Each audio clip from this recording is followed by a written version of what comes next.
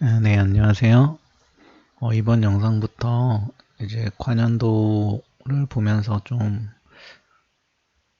필요하고 빨리 이해할 수 있는 부분만 설명을 드릴게요. 이제 전자계약부터 할 건데, 오늘은 2019년 1회차 전자계약을 한번 보고 좀 같이 풀어보도록 하겠습니다. 그래서 저도 최근에 이제 기숙사 시험을 공부했지만, 그렇다고 해서 여기 있는 전자계약을 다 풀 수 있을까요? 절대 못 풀죠. 시험마다 다 과목이랑 집중해야 되는 게 다르고, 저도 여기 문제 중 반 이상은 다시 공부를 하고, 리마인드를 하고 풀어야 돼요. 그 말은 이제 이 강의를 듣고 있는 비전공자분들이나 시간이 없으신 분들도 그만큼 그 한 문제 한 문제에 시간이 뺏긴다는 얘기죠. 이해하기도 어렵고요. 그래서 그런 문제는 과감히 패스할 거고요. 저도 따로 전자기학 공부한 게 아니라 그냥 베이스 상태에서 설명드릴 수 있는 부분을 간단히 설명드려야 듣고 계신 분들도 이해가 되고 쉽게 갈 수 있다고 생각을 해요. 그래서 그런 문제 위주로 설명을 드리도록 하겠습니다. 그래서 제가 첫 오리엔테이션 강의에서 설명드렸죠.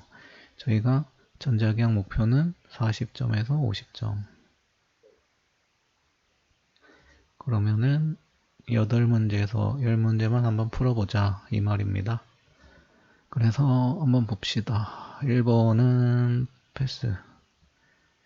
2번은 좀 고민을 했는데 이게 서술형이긴 한데 이 개념을 이해하시려면 좀 공부를 하셔야 돼요. 근데 이거를 제가 간단히 개념 정리로 설명드릴 수 있는 내용이 아니라서 이거는 설명 안 드릴 건데, 서술형이니까 이거 답은 4번이거든요. 그래서 그냥 외우실 분들은 외우시면 좋을 것 같아요. 근데 굳이 설명은 안 드리겠습니다.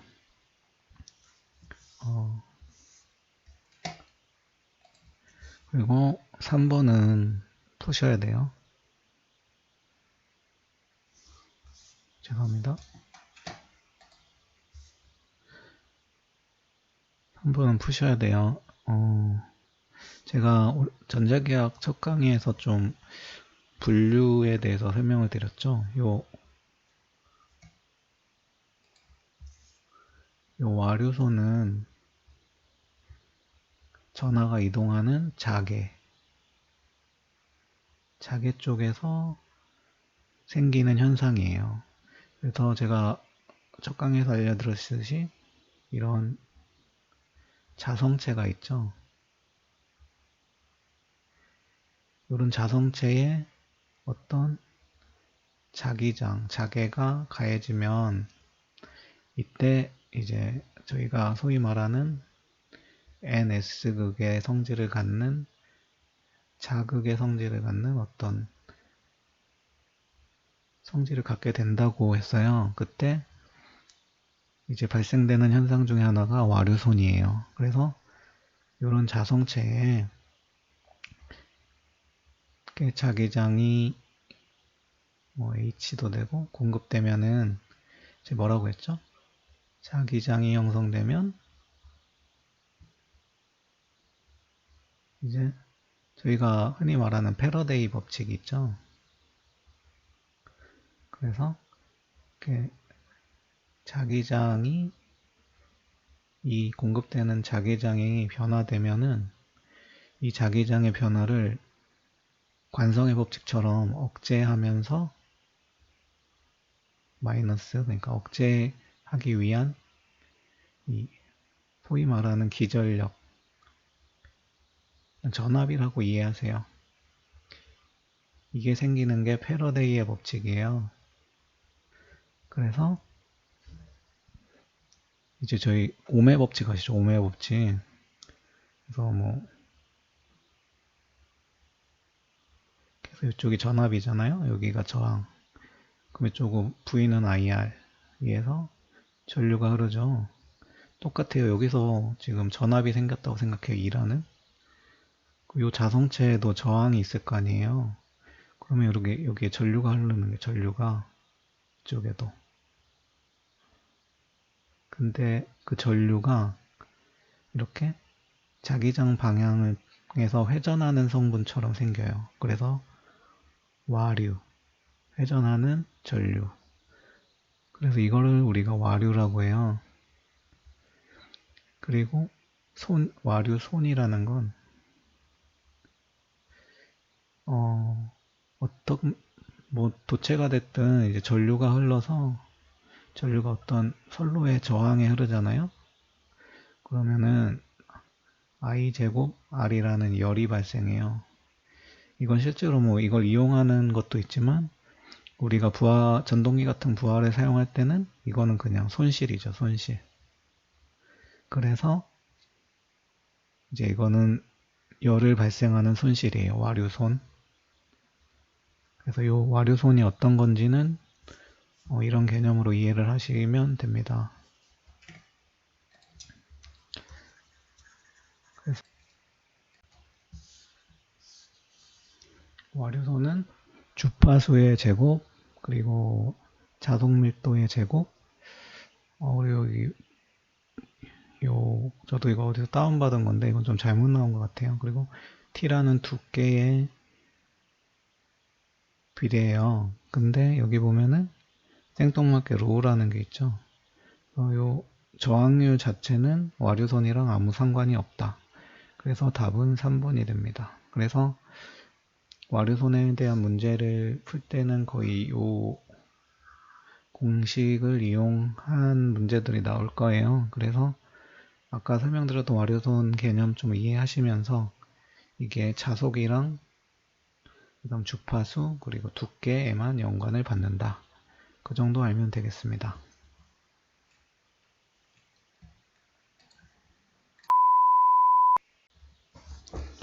네, 그럼 계속 볼까요?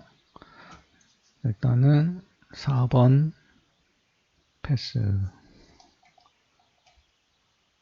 5번 패스, 6번 패스, 7번 패스. 이제 8번은 이건 푸셔야 돼요. 이거 간단히 설명드릴게요. 이제 여기 말을 보세요. 뭐 직선 도선, 이런 직선 도선이 있다고 쳐요. 길이가 L이고 여기 전류가 흐르는 거죠. 제가 전자기학 1편에서 말씀드렸듯이 그럼 이건 어디에 거죠? 자개죠, 자개. 전류는 자개. 그러면 이 전류에 의해서 이렇게 전류가 발생하면 자기장이 발생하고 자기장이 있으면 전류가 발생한다고 했죠. 그럼 이거를 우리는 이제 자속밀도 B로 표현도 할 수가 있어요. 그러면 이때 길이가 L이면은 요 전류와 자기장과 어떤 각을 이루면 우리가 그 전동기 돌아가잖아요. 그게 이 원리거든요. 그 힘이 발생해요. 이 두 개 사이에. 그게 전류에 의한 자기장, 그리고 길이, 사인 세타. 요런 힘이 발생해요. 그래서 여기서 말하는 요 힘이라는 게 그 힘을 말해요. 그래서 보면은 여기서 전류 및 길이를 2배로 했잖아요. 그러면은 요게 EI, EB 이렇게 된다는 거죠. 여기 아니고 B, 길이가 2배잖아요. L, 사인 세타. 그러면 이게 뭐예요? 4배잖아요. 4배. 그래서 답은 4배. 그래서 요 식은 알아두세요. 제가 얘기했잖아요. 전류하면 무조건 자기장, 자석, B, IB, IB. 네, 그렇게 이해하시면 되겠습니다. 네, 계속 풀어볼게요. 일단 9번 패스.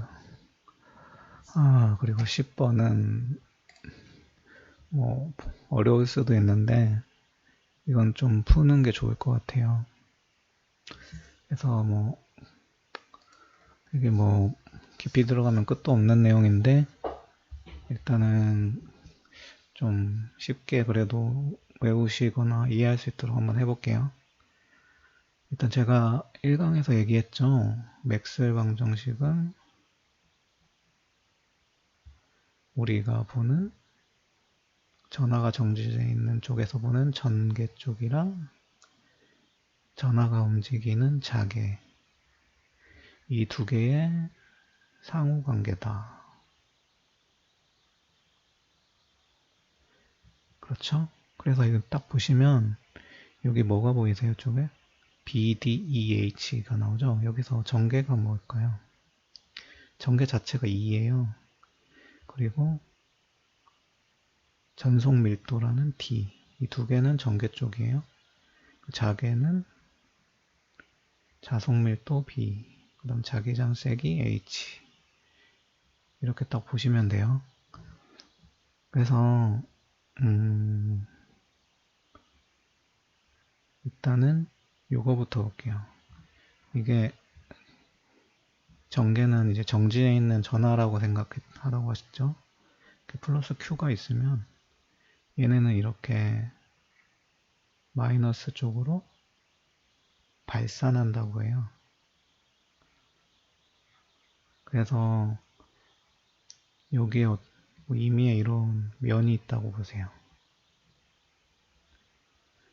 이게 구라고 생각하고 여기서 빠져나가는 면들이 있다고 생각해. 이렇게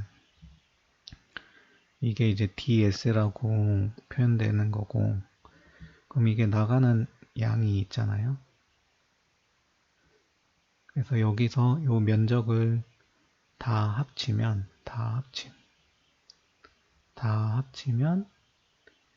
이 전체 Q가 된다는 말이에요. 요거 좀 어렵게 되어 있는데 요 로우라는 게 이제 전하 밀도예요. 그래서 Q는 로우 dV거든요. 이게 Q라는 얘기의 결론은. 그래서 요것들은 발산하니까 Q라는 전하량을 갖는다. 이게 2번의 의미예요. 뭐 무턱대고 외우지 마시고 한번 이런 그림을 생각하면 외우기 쉬우실 거예요. 잠깐 지우고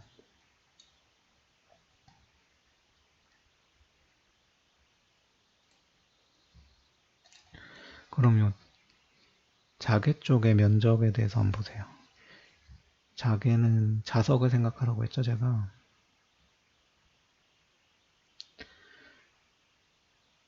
반대로 하는 게 편할 것 같아요. ANS. 그럼 우리가 초등학교 때 알죠? 이렇게 여기 철가루 같은 걸 하면 이렇게 나오죠. 이렇게 들어갔다 나오죠. 아까 전하는 그냥 플러스 있으면 이렇게 발산한다고 했잖아요. 근데 요 자기장은 자석은 이렇게 들어갔다 나와요. 그 말은 무슨 말이냐면 여기를 하나의 면적으로 봐요. 그럼 이렇게 나왔다가 다시 들어가요. 결론적으로 이 면적을 기준으로 보면 들어갔다 다시 이걸 플러스 마이너스로 보면 결국에는 이 면에 발생하는 자기장을 다 합하면 그냥 제로라는 얘기예요. 왜냐면 들어갔다 나오잖아요. 나갔다가 들어오잖아요. 그래서 요 BDS는 로S가 아니라 그냥 0이에요. 0. 그 의미예요, 이게. 그래서 요 전개는 나간다. 발산한다. 근데 자기장은 들어갔다 나와서 제로다. 이렇게 생각하고 이 두 개의 식의 차이점을 이해하시면 돼요. 이렇게 좀 이해를 하면서 외워야 좀 그래도 그나마 좀 기억하기 쉬우실 거예요. 그리고 요 3번은 뭐 이거 어렵게 돼 있는데 요게 결국 아까도 설명드렸던 패러데이 법칙, 패러데이. 이 전개를 이제 선적분한 게 뭐냐면 그냥 요게 이제 우리가 소위 말하는 전압이라고 생각하세요. 간단하게. 그러니까 전압이라는 거는 아까 말씀드렸죠. 우리가 맥스웰 방정식은 전개와 자개의 관계다. 전압이라는 게 어떤 자기장의 변화에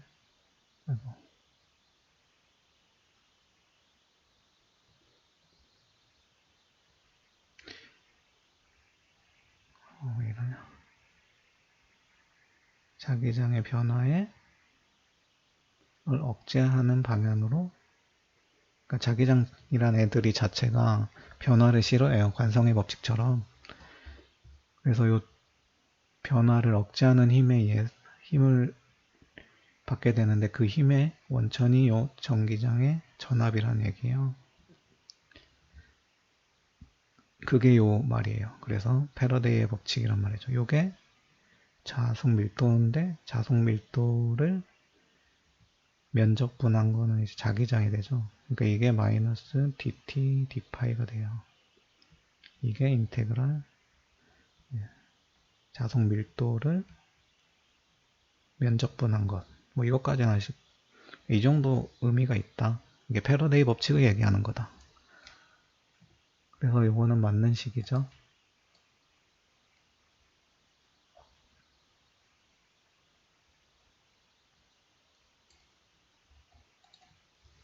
그리고 마지막 요식. 이거는 우리가 들어보셨는지 모르겠는데 암페어 법칙이에요. 이게 보면은 요거는 그러니까 자개 쪽에 제가 얘기했죠.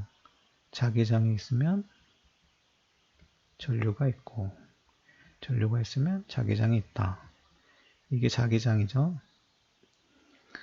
자기장이 이런 전류를 만든 거예요. 요거는 우리가 흔히 알고 있는 그 오메 법칙 있죠. 요 전류예요. 그냥 케이블에 전압이 걸리면 전류가 흐르잖아요. 이 전류를 우리가 전도 전류라고 해요. 우리가 일반적으로 아는 99%의 전류는 전도 전류. 근데 여기 이상한 게 붙었죠. 이게 무슨 말이냐면 나중에 뭐 따로 설명드릴 건데 이게 변위 전류라는 거거든요. 그래서 이게 전류라는 게 이런 케이블에만 흐르는 것이 아니라 이런 콘덴서가 있잖아요. 콘덴서. 이게 자체는 여기가 절연 성분이라서 전류가 안 흐를 것 같은데 여기에 실제로 전압이 걸리면 요 안에 나중에 설명드릴게요. 어떤 분극 현상에 의해서 이쪽에 플러스 마이너스가 이제 배치가 돼요. 그러면서 요 안에 플러스 마이너스가 멀리서 보면 이동하는 것처럼 보여요. 그래서 여기도 전류가 흘러요. 전류가. 그 전류를 우리가 변위 전류라고 하고 이게 이런 식으로 표현이 돼요. 그래서 그냥 간단히 자기장이 전류를 만드는 식이다. 그게 암페어의 법칙이다. 네, 여기까지 하면 뭐 답은 1번이고요. 어떻게 좀 내 식의 의미를 100% 이해 못 하셨을 것 같긴 한데 이런 의미다 정도만 아시면 되겠습니다. 네, 다음 또 해볼까요? 여기 11번은 풀어야 돼요. 그래서 이거는 오메 법칙 아시죠? 오메 법칙.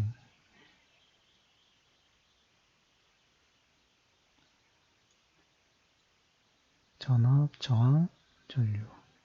우리가 뭐라고 해요? V는 IR이다.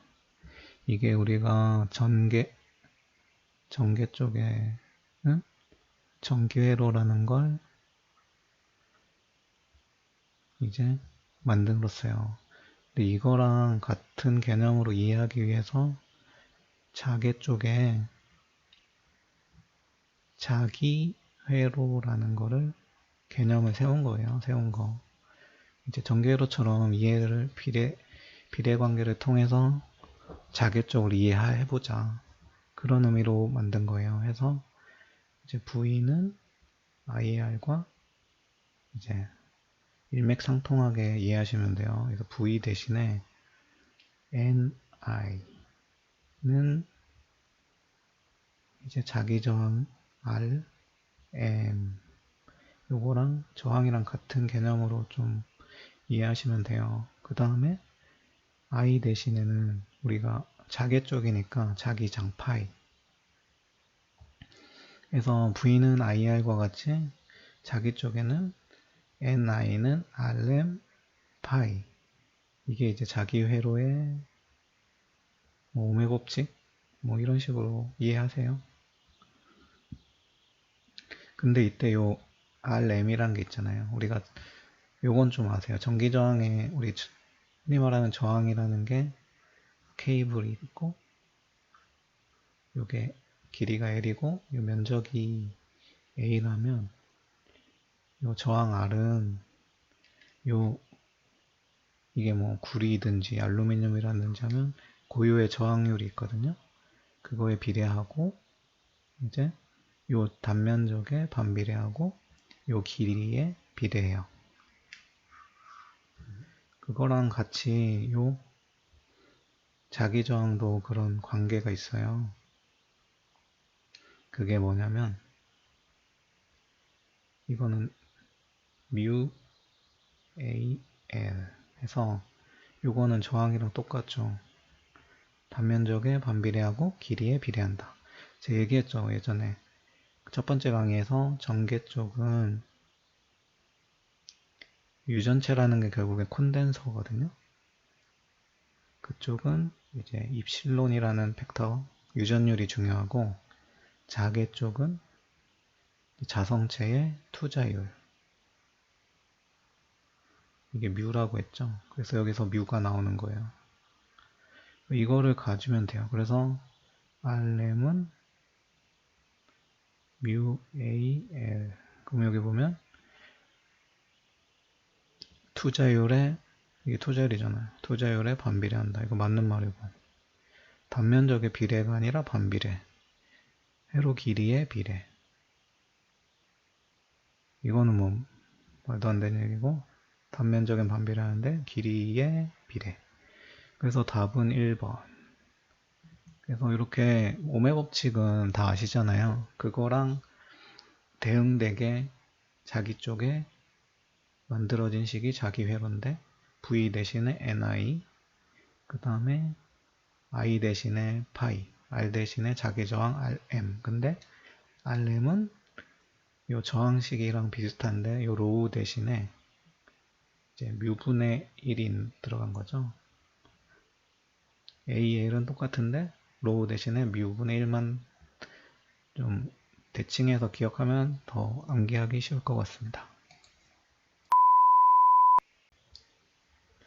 네, 다음 계속 가볼까요? 12번은 무조건 풀어야죠.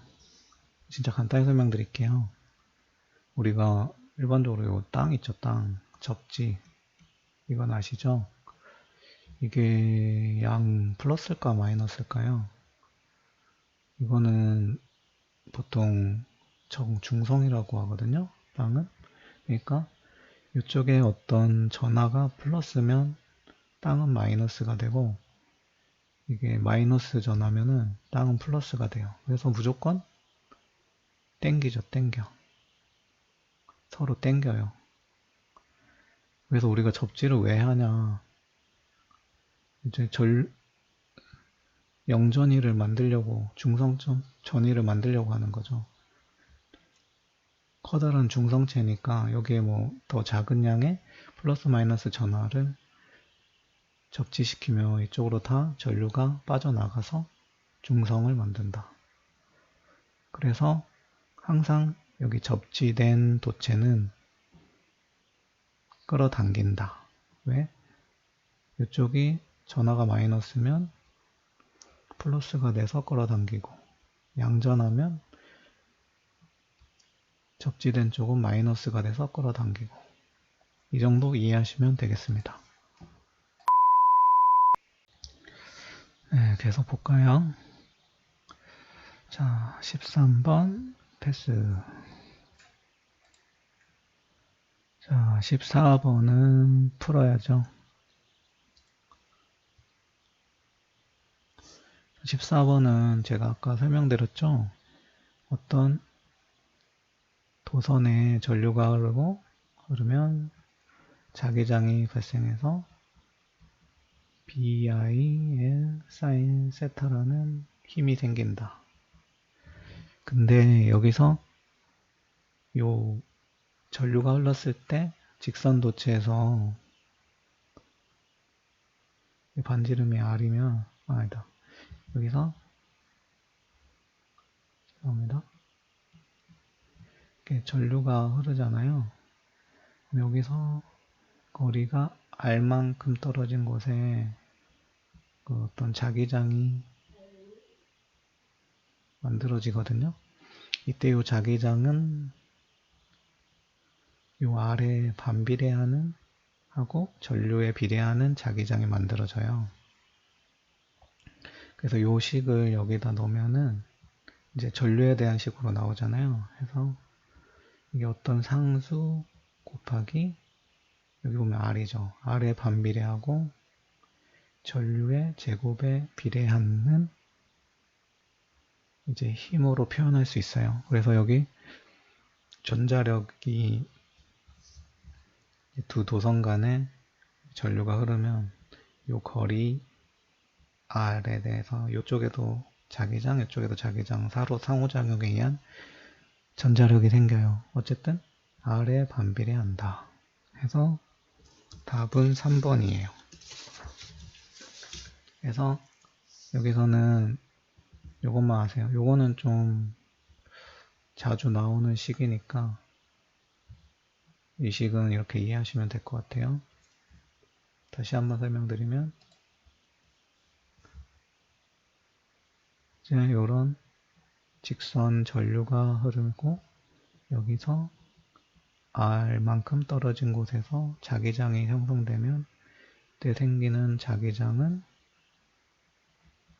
2파이 R분의 I다.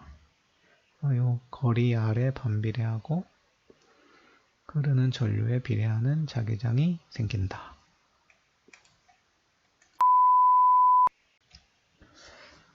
네, 계속 풀어보시죠. 15번은 뭐 외우실 분은 외우시고요. 저는 그냥 패스할게요. 그 16번은 푸셔야죠. 16번은 이거 뭐 유도하면 되는데 제 생각엔 그냥 외우는 게 제일 낫다. 저희가 그 전개로에 보면 저항, 리액턴스, 커패시턴스가 콘덴서가 있는데 여기서 저항과 관련된 게 로우, L은 자기장 쪽이랑 관계 있거든요. 그래서 이건 아까 말한 대로 투자율 뮤, C는 콘덴서 전개 쪽, 이건 입실론. 여기서 이제 요 유전율과 저항률,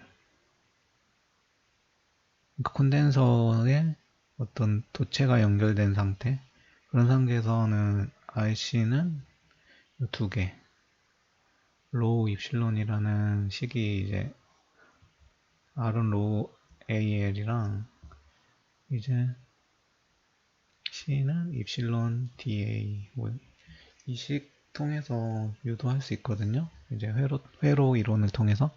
근데 뭐 그건 솔직히 이 문제를 풀 때 그것까지 할 필요는 없고요. RC는 로우 입실론은 좀 외워주세요. 이 식은 이 하나밖에 없으니까 뭐 헷갈리게 나올 게 없어요. 그래서 RC는 로우 입실론. 네, 계속 진행할게요. 17번도 푸셔야 돼요. 그래서 이거는 요 고유 임피던스의 좀 의미만 아시면 될 것 같아요. 그리고 식 하나. 우리가 제가 아까 1강에서 말씀드렸다시피 맥스웰 방정식에 의해서 전개와 자개가 서로 상호관계를 갖고 이거에 의해서 전자기파라는 게 생기죠. 그러니까 뭐 이런 파동 형태의 이제 전개와 그림 이상한데 뭐 이런 식으로 자기에서 전자기파라는 파동 형태의 이제 전달이 이루어져요. 근데 이게 어떤 케이블에서도 진행될 수 있고 공기 중에도 전파될 수 있겠죠. 이때 이게 얼마나 잘 전파될 수 있느냐에 대한 척도로 고유 임피던스라는 거를 정의해요. 그래서 이게 어느 거에 비례하냐면 이제 C분의 L이거든요. 제가 아까 설명드렸죠. 이 C라는 거랑 관련 있는 게 유전율, L이랑 관련된 게 투자율이죠. 그래서 임피던스라는 게 결국에는 입실론 분의 뮤예요. 근데 요게 이 개념을 설명드릴게요. 우리가 요 유전율이랑 투자율이란 게 뭐 10의 마이너스 7승, 10의 마이너스 12승 뭐 이런 식의 되게 작은 숫자거든요. 그래서 각각의 물질들의 유전율이나 투자율을 이런 식으로 표현하면 너무 복잡해지는 거예요. 그래서 공기의 투자율 뮤 제로 이게 뭐 4파이 곱하기 10의 마이너스 7승 그 다음에 유전율 공기 유전율은 입실론 제로 이게 8.85 곱하기 10의 마이너스 12승인가 그럴 거예요. 잠깐 지우면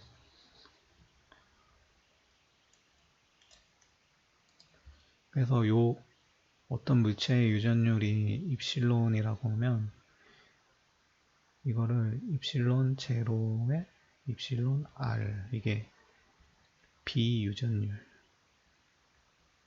그래서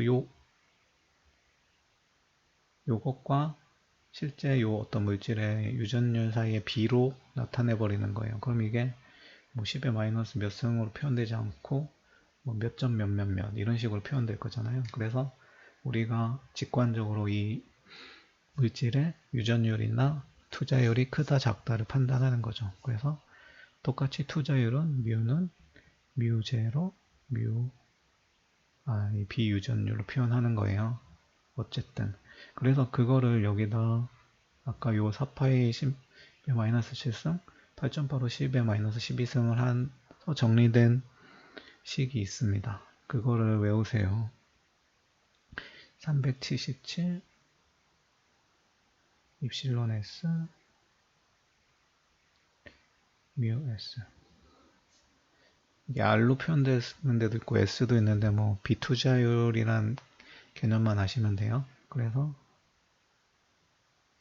요 식을 암기하시고요. 해서 그 상태에서 여기 뭐 뮤S 입실론 S 넣으면 답 나오죠. 그렇게 해서 푸시면 되겠습니다. 네, 계속 진행할까요? 18번 패스.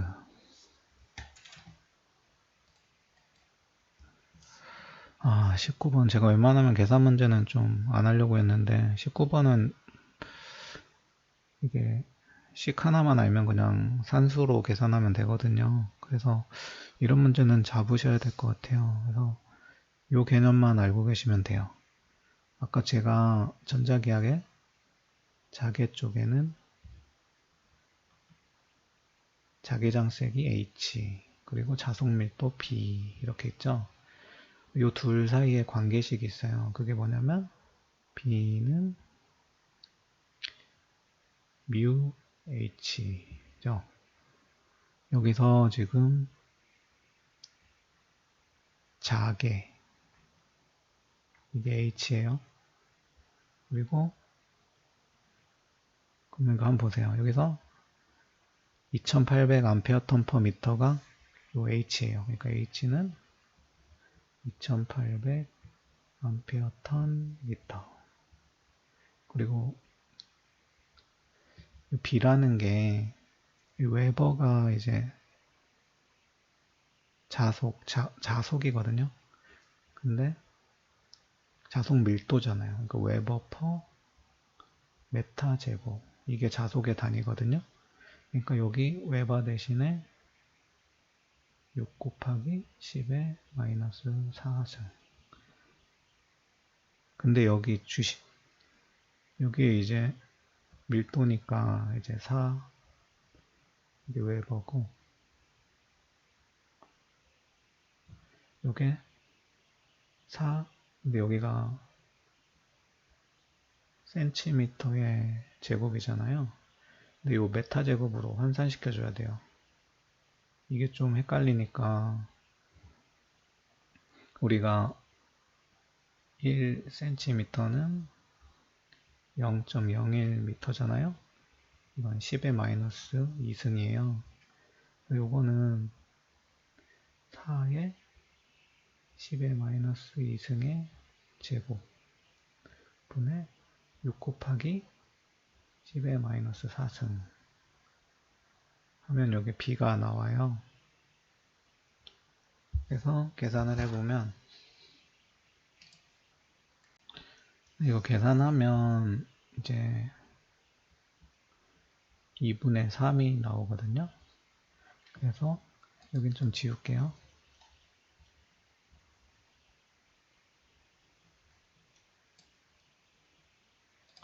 그러면은 아까 b는 mu h였죠. 그러면 mu는 h분의 b. 근데 아까 b가 2분의 3이었고 h가 지금 여기 보면 2800이죠. 그래서 2800분의 1 하면 되는데, 아까 제가 전 문제에서 설명했죠. 뮤라는 거는 공기의 투자율 곱하기 비투자율이다.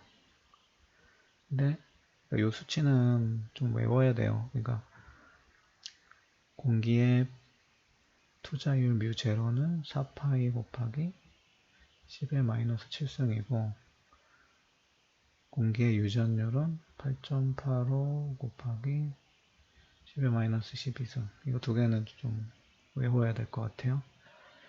해서 계산을 하면 이제 뮤 제로, 뮤 r이 2분의 3 곱하기 2800분의 1이잖아요. 그러면은 결론적으로 뮤 r이라는 건 2분의 3 곱하기 2800분의 1, 요게 1로 나눠져야 되잖아요. 그러면 4파이 곱하기 10의 마이너스 7승분의 1. 이걸 하면은 뭐 426.3 정도 나와요. 그래서 답이 426. 그래서 뭐 좀 계산 복잡해 보이긴 하는데 그래도 전자기업 공부하면서 아예 아무것도 안 해오고 할 수는 없고 계산 문제를 아예 안 풀 수는 없기 때문에 좀 산수 같은 문제들은 좀 푸는 게 좋아요. 그래서 요 개념 두 개만 알면 돼요. B는 mu h, 그리고 주의해야 될 거는 여기 단위 환산 할 때 요거 해주는 거. 그 다음에 뮤는 뮤제로 뮤r인데 그때 뮤제로라는 게 4파이 곱하기 10의 마이너스 7승이다. 요거 알면은 풀 수 있죠. 이거는 풀어야 될 것 같아요.